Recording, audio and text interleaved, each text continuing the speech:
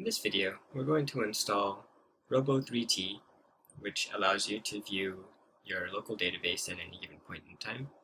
And we will also install Redux DevTools, which is a browser extension that allows you to track your state changes across time.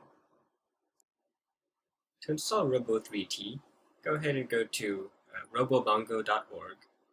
And Robo3T used to be called RoboMongo. It's just a way for you to take a look at your MongoDB in a GUI without having to query it using your command line. Go ahead, click on the download button, and download whichever version is right for you, Windows, Mac, or Linux. And once you have it installed, you'll be able to open it up, and due to a strange mistake I had in my code, my database is called 27017, and I couldn't really be bothered to change it. And we can see our comments, we can see our posts, and we can see our users. Now this will be really important for us to take a look at as we develop our front-end application.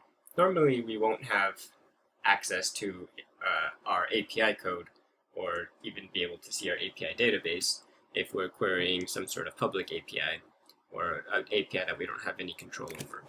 But since we are building both our API and our client-side code, we may as well take a look at what exactly our client-side code is doing at every step of the way. Okay. The second piece of software you want to download is Redux DevTools. And you can get there by going to github.com/zalmoxisus, or you can just Google Redux DevTools and go to the one by this Z person. And this is actually an NPM package.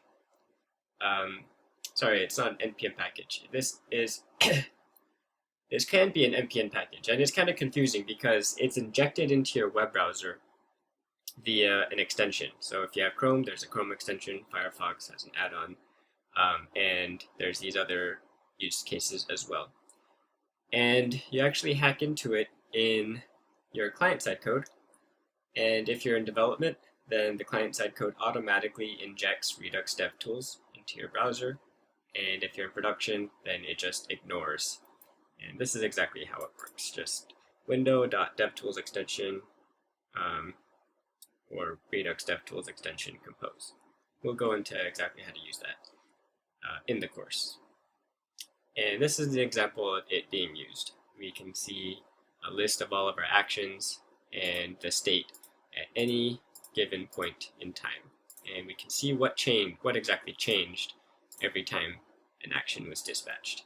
You'll understand more about what this means as we continue in the course. And these are really the only two software that you need. Since you've already gone through the Mongo course and the Express course, you already have everything you need to get set up on that. In the off chance that you don't, make sure that you do have MongoD up and running, because we will be querying against a local database.